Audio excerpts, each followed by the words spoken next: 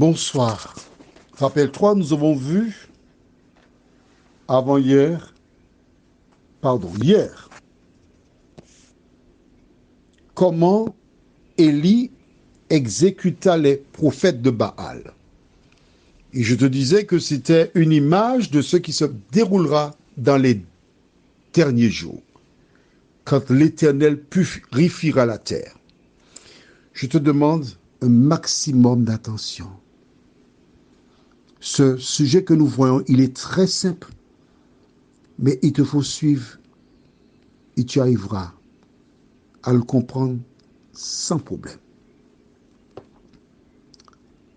Le thème s'est transformé. Prions. Seigneur, nous voici devant toi.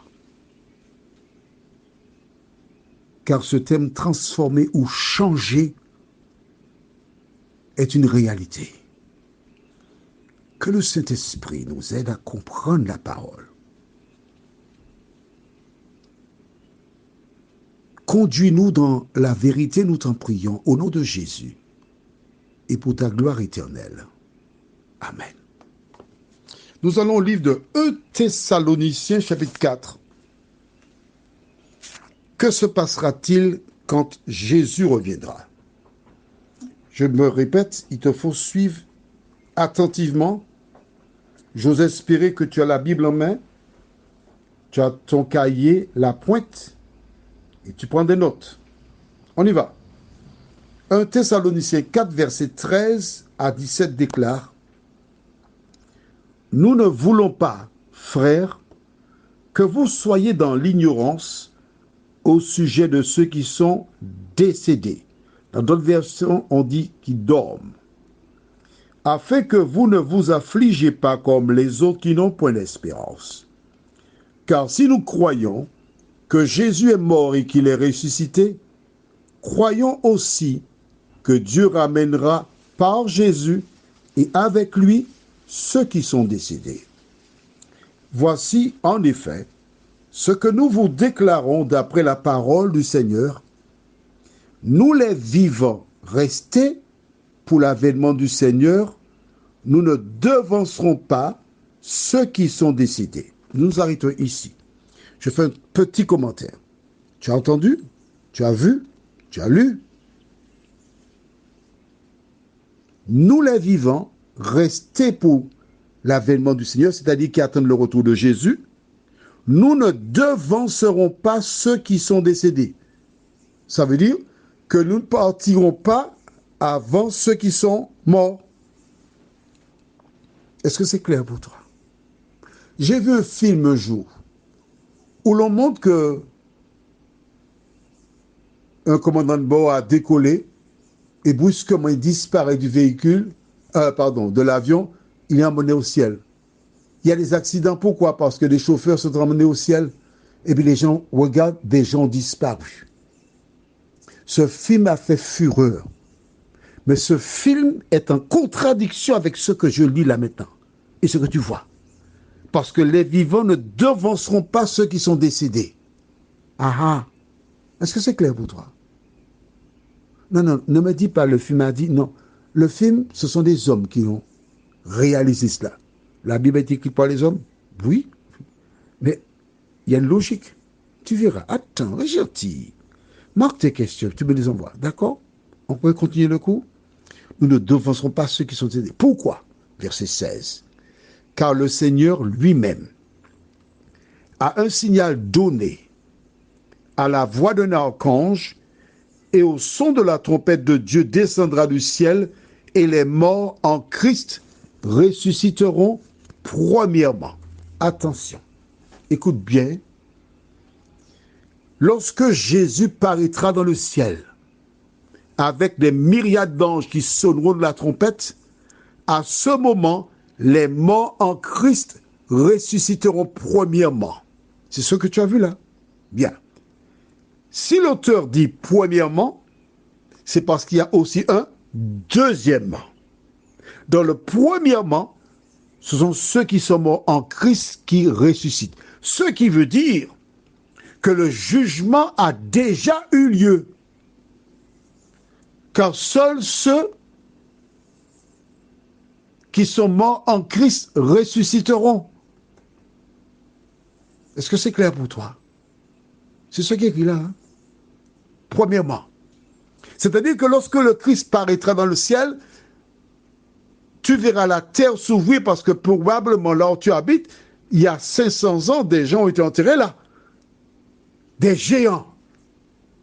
C'est ce que tu verras. Les cimetières laisseront sortir celles et ceux qui sont morts en Christ. Ça veut dire que ces personnes-là seront les sauvées. D'accord? Je continue. Verset 17.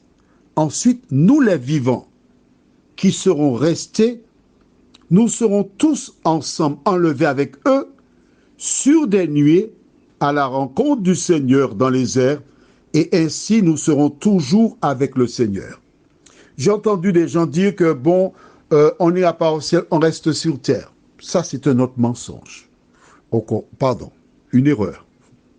Parce que la Bible déclare, ils seront enlevés dans les airs et ainsi nous serons toujours avec le Seigneur. Si on est enlevé dans les airs, ça veut dire qu'on monte.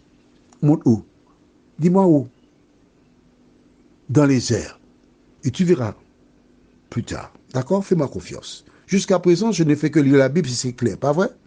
Continue de me faire confiance. Allons maintenant dans le livre de 1 Corinthiens, chapitre 15, les versets 51 et 52.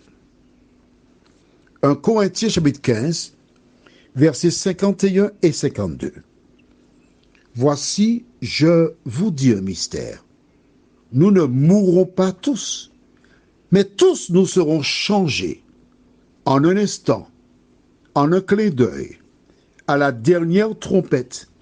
La trompette sonnera et les morts ressusciteront incorruptibles et nous serons changés. Rappelle-toi, nous venons de lire, les morts en Christ ressusciteront premièrement. Une fois qu'ils sont ressuscités, eux, ils sont déjà ressuscités incorruptibles parce qu'ils sont de la terre, Dieu a fait le nécessaire. Mais les vivants qui seront là au retour de Jésus, ces personnes seront transformées en un instant, en un clin d'œil.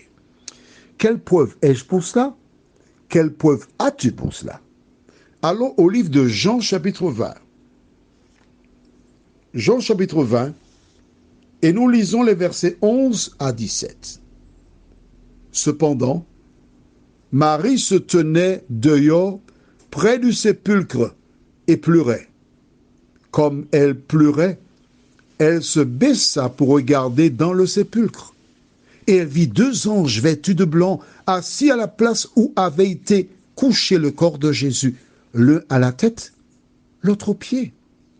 Et lui dirent, « Femme, pourquoi pleures-tu » Elle leur répondit, « Parce qu'ils ont enlevé mon Seigneur, et je ne sais où ils l'ont mis. » En disant cela, elle se retourna et elle vit qui?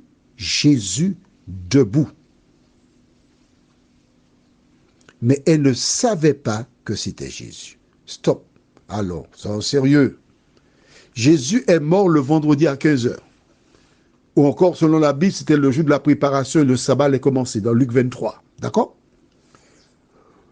Les cloches des églises catholiques sonnent tous les vendredis saints à 15h, l'heure à laquelle le Christ est mort. Il est enterré, et la Bible déclare que les femmes, bon, elles firent certaines choses, puis elles se reposèrent le jour du sabbat. Et le dimanche matin, premier jour de la semaine, qu'on appelle communément dimanche Gloria, elles vont pour embaumer le corps de Jésus. Et le verset nous dit, verset 14, en disant cela, elle se retourna et elle vit qui? Jésus debout, mais elle ne savait pas que c'était Jésus. Il y a un problème. Jésus est mort vendredi. En 2 jours, tu ne reconnais pas Jésus? Alors arrête. Je regarde, j'ai des amis qui sont partis et en métropole, je les vois 10 ans plus tard, je les reconnais avec du ventre et compagnie, je les reconnais. Mais là, 2 jours, elle ne reconnaît pas. Dis-moi pourquoi. Tu es intelligent, tu as déjà compris. Effectivement, dans 1 Corinthiens 15, 51, 52, la Bible déclare qu'ils naissent incorruptibles. Voilà pourquoi Marie n'a pas reconnu Jésus. Mais continuons. Tu n'as pas vu ça? Mais si, nous on étudie la Bible, nous, on est des chercheurs.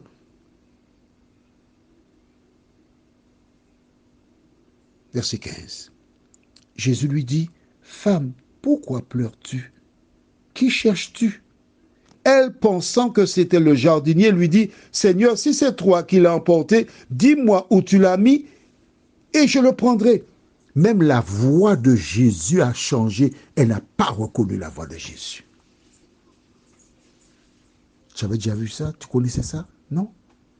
Tu vois que tu ne perds pas ton temps en écoutant l'audio? J'espère que tu as le cahier, que tu notes là-dedans, à la résurrection, le corps est changé, la voix aussi. Il te faut noter ce que tu retiens. Tu vas oublier. C'est pourquoi je te dis qu'il faut avoir le cahier.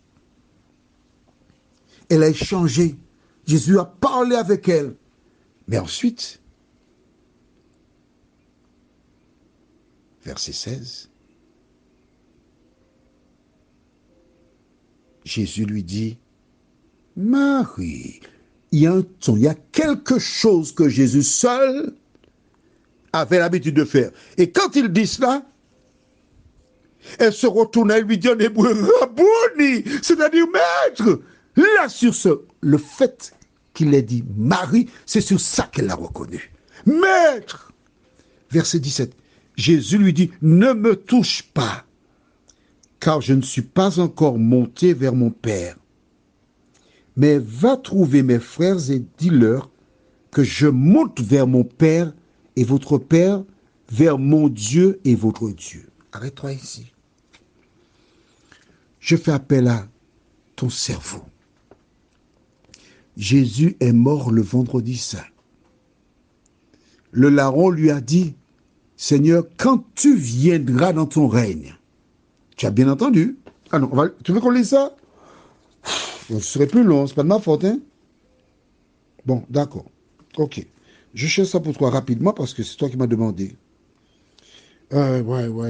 Laisse-moi regarder où je peux trouver ça. Là. Bon. Il n'est pas là. C'est plutôt dans Luc 23, j'ai trouvé ça. Jésus crucifié, Jésus portant la croix, c'est là qu'il fait crucifier. Tu vois, je cherche en direct avec toi. Non, c'est dans Luc, j'ai trouvé ça. Donc, je vais dans Luc. Luc 23, je vais dire en même temps. Luc 23, à partir du verset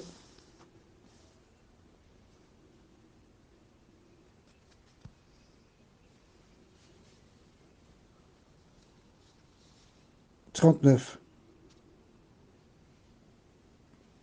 Luc 23, à partir du verset 39. Marc, donne le cahier. 39 à 42. Non, 43. Tu as écrit dans le cahier? Luc, chapitre 23, verset 39 à 43. L'un des malfaiteurs crucifiés l'injuriait, disant, n'es-tu pas le Christ? Sauve-toi toi-même et sauve-nous. Mais l'autre le reprenait et disait, ne crains-tu pas Dieu, toi qui subis la même condamnation? Pour nous, c'est justice, car nous recevons ce qu'ont mérité nos crimes. Mais celui-ci n'a rien fait de mal. Et il dit à Jésus, souviens-toi de moi quand tu viendras dans ton règne. C'est pas maintenant. C'est que lorsqu'il reviendra en gloire chercher ses enfants, il connaissait la parole. Jésus lui dit, je te le dis en vérité, virgule, aujourd'hui, tu seras avec moi dans le paradis. Certaines personnes affirment que lorsqu'on meurt, on monte au paradis. Il y a un problème. Parce que le dimanche matin, quand Marie est venue, Jésus a dit, ne me touche pas, je ne suis pas encore monté vers mon Père. Si Jésus, qui est Dieu, qui n'a commis aucun péché, n'est pas monté le vendredi saint au paradis, mais qui peut monter au paradis? Dis-moi, explique-moi. Mais ce que tu as noté aussi, la suite du verset, dans le verset 17, Jésus dit, dis à mes frères que je monte vers mon Père. Donc ce que tu ne savais pas, je te le dis maintenant. Lorsque Jésus est ressuscité le dimanche, premier jour de la semaine, dimanche Gloria, à un moment donné, il est monté vers le Père. Il est redescendu sur terre. c'est pas écrit dans la Bible. C'est vrai, tu as raison. Mais n'oublie pas que nous sommes des chercheurs, toi et moi. Tu connais Saint Thomas, qui a dit, ah non, si je ne vois, si je ne touche, je ne crois pas.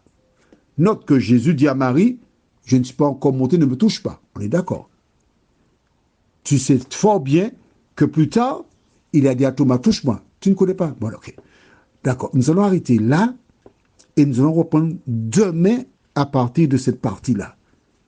Thomas, toucher, ne pas toucher. Tu veux bien? Prions. Seigneur, l'heure est avancée. Déjà 15 minutes 44. J'ai dépassé les 11 minutes prévues. Mais là, tes enfants savent que lorsqu'une personne ressuscitera au retour de Jésus, le corps sera changé, transformé totalement, physiquement, ainsi que la voix. Merci de nous aider afin de continuer à approfondir la parole, nous t'en prions. Au nom de Jésus et pour ta gloire éternelle. Amen. Je t'invite à passer du temps à réécouter, à prendre des notes. Si tu as des questions, tu connais le numéro de téléphone. Tu devrais avoir ce numéro de téléphone à côté de celui de ton épouse ou de ton époux, ou de ton père, de ta mère, un numéro familier. Je ne te dis pas à nouveau. À demain soir, si Dieu nous prête vie.